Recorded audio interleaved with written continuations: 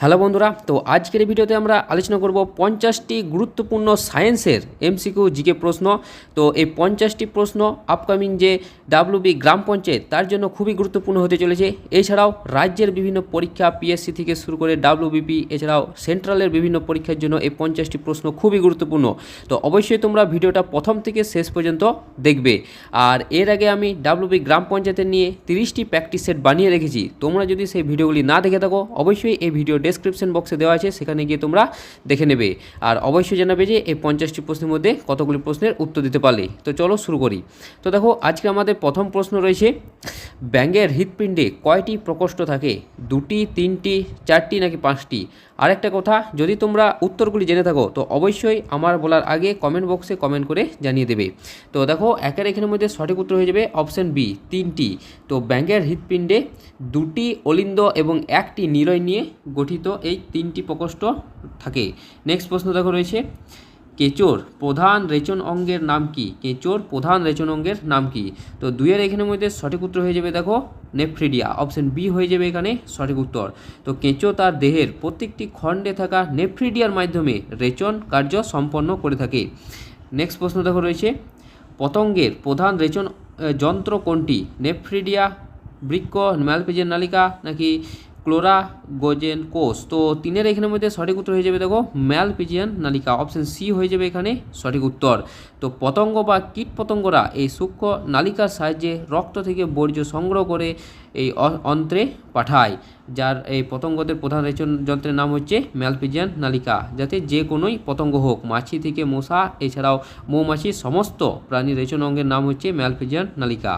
পরবর্তী প্রশ্ন দেখো রয়েছে, মেরুদণ্ডী প্রাণীদের রেচন অঙ্গের নাম কি? মেরুদণ্ডী প্রাণীদের রেচন অঙ্গের নাম কি? তো মানুষ যে আরও মেরুদণ্ডী প্রাণী রয়েছে তাদের প্রধান রেচন অঙ্গের নাম হচ্ছে বৃক্ক, অপশন বি হয়ে যাবে এখানে সঠিক উত্তর। তো মেরুদণ্ড প্রাণীদের প্রধান রেচন অঙ্গ হলো এই এক জোড়া বৃক্ক বা কিডনি। নেক্সট প্রশ্ন দেখো রয়েছে, এলিসা পরীক্ষা করা হয় কি জন্য? এলিসা পরীক্ষা দেখো 5-এর এখানের মধ্যে সঠিক উত্তর হয়ে যাবে এলিসা, ALISA। তো এলিসা এই পরীক্ষাটি করা হয় রক্তে HIV ভাইরাসের উপস্থিতি শনাক্ত করার জন্য এই এলিসা পদ্ধতিটি ব্যবহার করা হয়। পরবর্তী প্রশ্ন দেখো রয়েছে, মানুষের রক্তের শ্বেত কণিকা কতদিন বেঁচে থাকে? তো দেখো, মানুষের রক্তে শ্বেত রক্তকণিকা আয়ু হচ্ছে 1 থেকে 15 দিন, অপশন এ হয়ে যাবে এখানে সঠিক উত্তর। তো শ্বেতকণিকার আয়ু সাধারণত খুবই কম হয়, যা কয়েক ঘন্টা থেকে 15 দিন পর্যন্ত হয়ে থাকে। পরবর্তী প্রশ্ন দেখো রয়েছে, জলাতঙ্কের প্রতিষেধক কে আবিষ্কার করেন? তো 7-এর এখানের মধ্যে সঠিক উত্তর হয়ে যাবে দেখো লুই পাস্তুর, অপশন বি হয়ে যাবে এখানে সঠিক উত্তর। তো ফরাসি বিজ্ঞানী লুই পাস্তুর 1885 সালে, সালটা মনে রাখবে, 1885 সালে প্রথম জলাতঙ্ক রোগের টিকা আবিষ্কার করেন।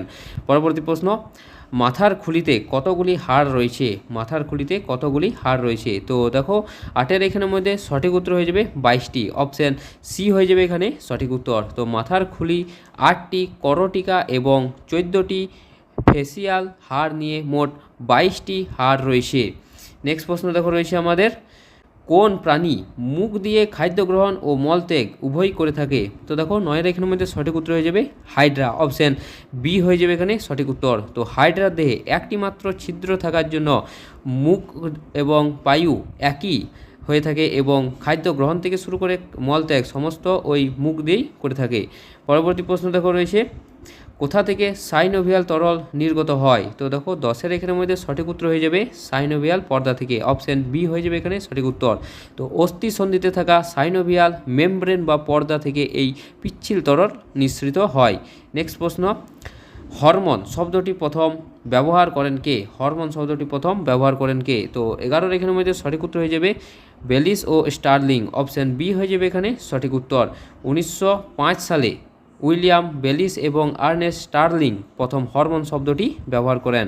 নেক্সট প্রশ্ন দেখো রয়েছে, ক্রেবস চক্র কোথায় অনুষ্ঠিত হয়? ক্রেবস চক্র কোথায় অনুষ্ঠিত হয়? তো দেখো 12-এর এখানে সঠিক উত্তর হয়ে যাবে মাইটোকন্ড্রিয়ায়, অপশন সি হয়ে যাবে এখানে সঠিক উত্তর। তো কোষীয় শ্বসনের গুরুত্বপূর্ণ ধাপ এই ক্রেবস চক্র মাইটোকন্ড্রিয়ার ভিতরেই সংঘটিত হয়। নেক্সট প্রশ্ন দেখো রয়েছে, ত্বকে উৎপন্ন ভিটামিনের নাম কি? ভিটামিন এ, বি, সি নাকি ডি? তো দেখো, ত্বকে উৎপন্ন ভিটামিনের নাম হচ্ছে ভিটামিন ডি, অপশন ডি হয়ে যাবে এখানে সঠিক উত্তর। তো সূর্যের অতিবেগুনি বা ইউভি রশ্মির উপস্থিতিতে মানুষের ত্বকে কোলেস্টেরল থেকে এই ভিটামিন ডি তৈরি হয়ে থাকে। নেক্সট প্রশ্ন দেখো রয়েছে, ত্বকের বর্ণের জন্য দায়ী রঞ্জক কণাটির নাম কি? তো দেখো 14 এখানের মধ্যে সঠিক উত্তর হয়ে যাবে মেলানিন, অপশান সি হয়ে যাবে এখানে সঠিক উত্তর। তো দেখো ত্বকের মেলানোসাইট কোষে থাকা এই মেলানিন নামক রঞ্জক আমাদের গায়ের রং নির্ধারণ করে। যাদের গায়ের রং অতিরিক্ত কালো বা হালকা কালো বা বাদামি হয় তাদের মেলানিন তুলনামূলকভাবে বেশি থাকে, এবং ফর্সা বা সাদা লোকের মেলানিন তুলনামূলকভাবে তাদের থেকে কম থাকে। নেক্সট প্রশ্ন দেখো রয়েছে, কোষের পাওয়ার হাউস কাকে বলা হয়? তো 15 এখানের মধ্যে সঠিক উত্তর হয়ে যাবে, দেখো কোষের পাওয়ার হাউস বলা হয় মাইটোকন্ড্রিয়া, অপশন বি হয়ে যাবে এখানে সঠিক উত্তর।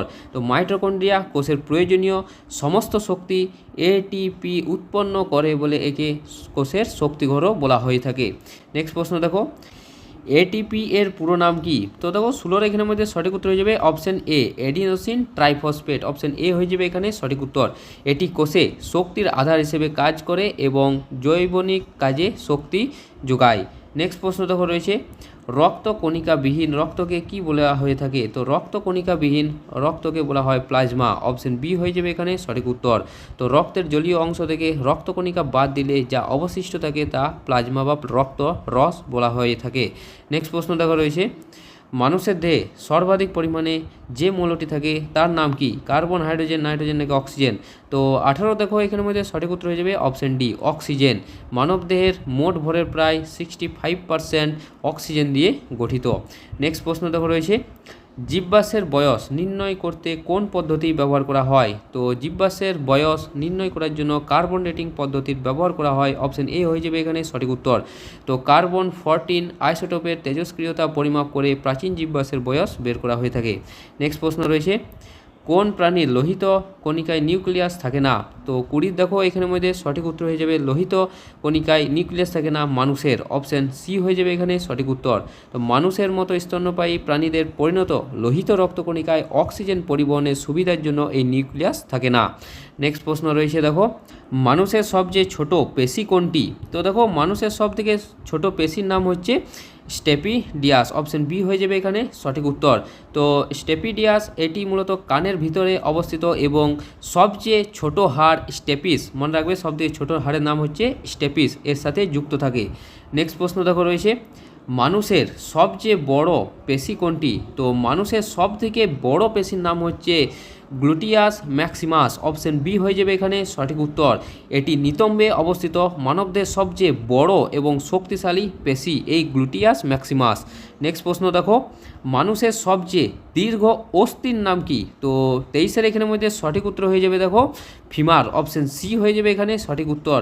মানুষের সবচেয়ে দীর্ঘ অস্থির নাম হচ্ছে ফিমার, যেটি আমাদের উরুর হাড়, যা মানবদের সবচেয়ে লম্বা ও মজবুত হাড়। নেক্সট প্রশ্ন দেখো, অ্যাকোয়া রেজিয়া কোন দুটি অ্যাসিডের মিশ্রণ? Aqua regia. তো 24 এখানে সঠিক উত্তর হয়ে যাবে দেখো HCl ও HNO3, HCl ও HNO3, অপশন এ হয়ে যাবে এখানে সঠিক উত্তর। অর্থাৎ 3 ভাগ গাঢ় হাইড্রোক্লোরিক অ্যাসিড, 3 ভাগ গাঢ় হাইড্রোক্লোরিক অ্যাসিড ও 1 ভাগ গাঢ় নাইট্রিক অ্যাসিড, 1 ভাগ গাঢ় নাইট্রিক অ্যাসিড মিলিয়ে তার মিশ্রণকে অ্যাকোয়া রেজিয়া বা অম্লরাজ বলা হয়ে থাকে। নেক্সট প্রশ্ন দেখো রয়েছে, মানবদের সবচেয়ে শক্ত বস্তু কোনটি? হাড়, ডেন্টিস নাকি দাঁতের এনামেল, তরুণাস্থি? তো 25 এখানের মধ্যে সঠিক উত্তর হয়ে যাবে দাঁতের এনামেল, অপশন সি হয়ে যাবে এখানে সঠিক উত্তর। তো দাঁতের উপরিভাগের এই সাদা আবরণীটি খনিজ উপাদান দিয়ে গঠিত শরীরের সবচেয়ে কঠিন অংশ। নেক্সট প্রশ্ন দেখো রয়েছে, মানব দেহে কত প্রকার পেশি লক্ষ্য করা যায়? তো কত প্রকার পেশি থাকে? তো 26 এখানে সঠিক উত্তর দেখো হয়ে যাবে অপশন বি 3 প্রকার। তো গঠন ও কাজ অনুযায়ী পেশি 3 প্রকারের হয়ে থাকে।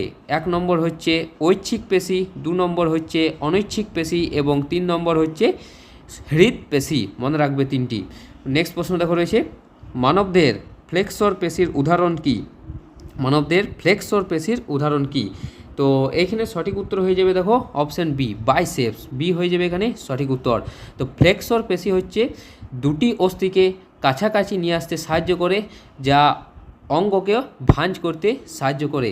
তার একটি উদাহরণ হচ্ছে এই বাইসেপস, যেটি আমাদের হাতে থাকে। নেক্সট প্রশ্ন দেখো রয়েছে, মানবদের এক্সটেন্সর পেশির উদাহরণ কি? তো মানবদের এক্সটেন্সর পেশির নাম হচ্ছে ট্রাইসেপস, যেটি আমাদের হাতেই থাকে। ট্রাইসেপস হচ্ছে মানবদের এক্সটেন্সর পেশি, যা মূলত এই পেশি সংকোচন হলে ভাঁজ হওয়া অঙ্গ বা সন্ধি প্রসারিত হয়ে সোজা হয়ে যায়।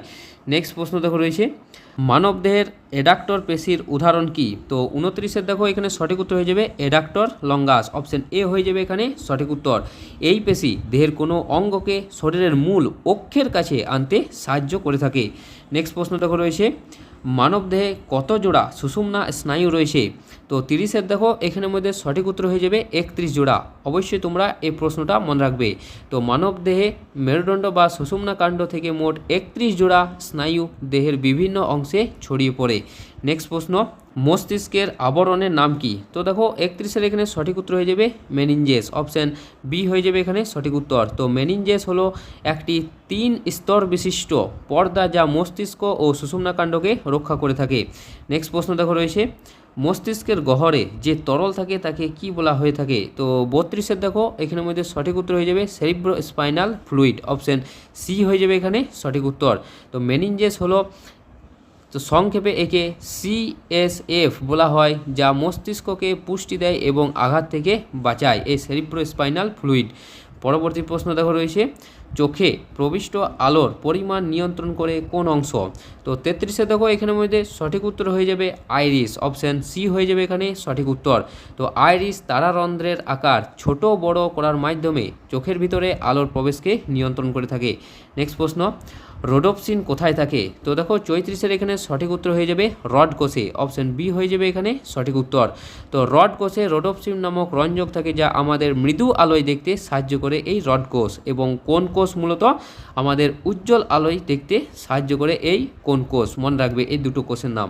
নেক্সট প্রশ্ন কোষের সবচেয়ে ক্ষুদ্র অঙ্গাণুর নাম কি? তো 35-এর দেখো সবথেকে ছোট অঙ্গাণুর নাম হচ্ছে রাইবোজোম, অপশান সি হয়ে যাবে এখানে সঠিক উত্তর। তো রাইবোজোম হলো কোষের প্রোটিন তৈরির কারখানা হিসেবে কাজ করে, আর এটি হচ্ছে সবচেয়ে ক্ষুদ্রতম অঙ্গাণু। নেক্সট প্রশ্ন উদ্ভিদ কোষের সজীব অংশ কোনটি? উদ্ভিদ কোষের সজীব অংশ কোনটি? তো 36-এর এখানে সঠিক উত্তর হয়ে যাবে প্রোটোপ্লাজম, অপশান সি হয়ে যাবে এখানে সঠিক উত্তর। তো কোষের সমস্ত জৈবিক কাজ পরিচালনার মূল কেন্দ্রই হচ্ছে এই সজীব প্রোটোপ্লাজম। নেক্সট প্রশ্ন দেখো রয়েছে কোনটি থাকার জন্য ডিএনএ থেকে আরএনএ পার্থক্য করা যায়? খুবই গুরুত্বপূর্ণ প্রশ্ন। তো 37-এর দেখো এখানে সঠিক উত্তর হয়ে যাবে থাইমিন, অপশান সি হয়ে যাবে এখানে সঠিক উত্তর। তো ডিএনএতে নাইট্রোজেন বেস হিসেবে এই থাইমিন থাকে, যেখানে আরএনএতে থাইমিনের বদলে ইউরাসিল থাকে। নেক্সট প্রশ্ন দেখো রয়েছে ডিএনএ এর সম্পূর্ণ নাম কি? ডিএনএ এর সম্পূর্ণ নাম কি?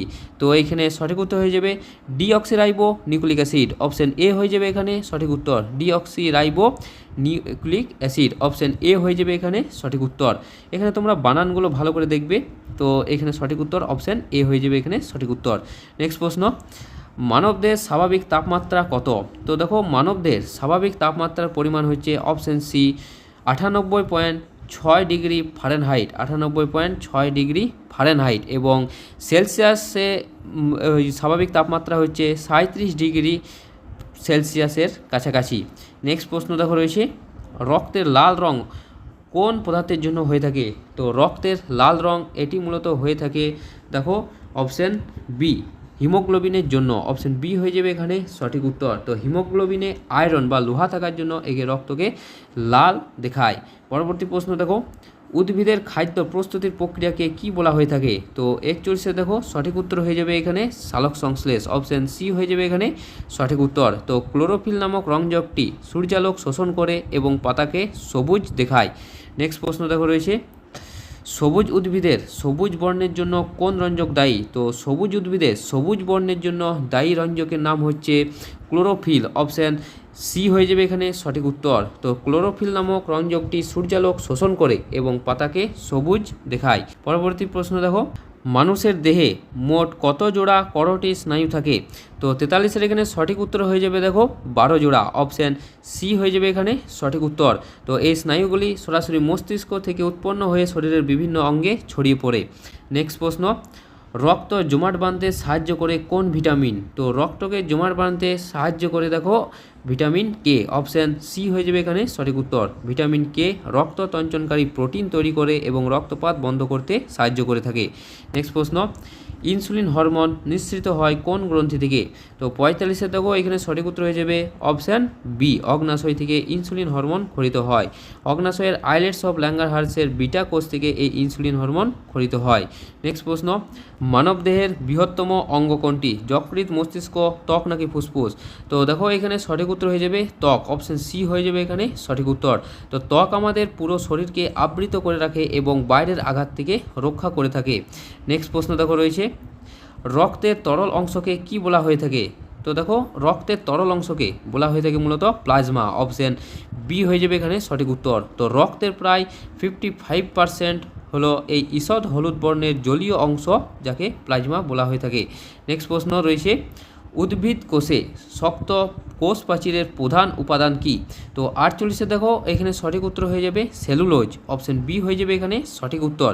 তো সেলুলোজ হলো এক ধরনের জটিল শর্করা যা উদ্ভিদ কোষকে কাঠামো ও দৃঢ়তা প্রদান করে থাকে।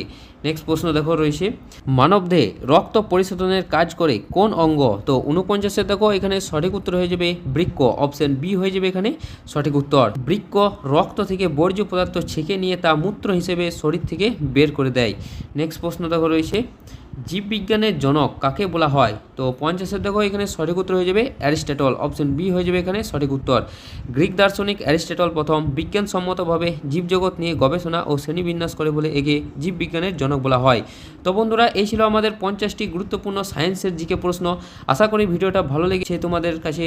তো ভিডিওটা ভালো লেগে থাকলে অবশ্যই লাইক করে দেবে, আর চ্যানেলে প্রথম হয়ে থাকলে অবশ্যই সাবস্ক্রাইব করে দাও, এবং তোমরা অবশ্যই জানো যে এই 50টি প্রশ্নের মধ্যে কতগুলি প্রশ্নের উত্তর দিতে পারলে। তো দেখা হচ্ছে পরের একটা নতুন ভিডিওতে। ধন্যবাদ।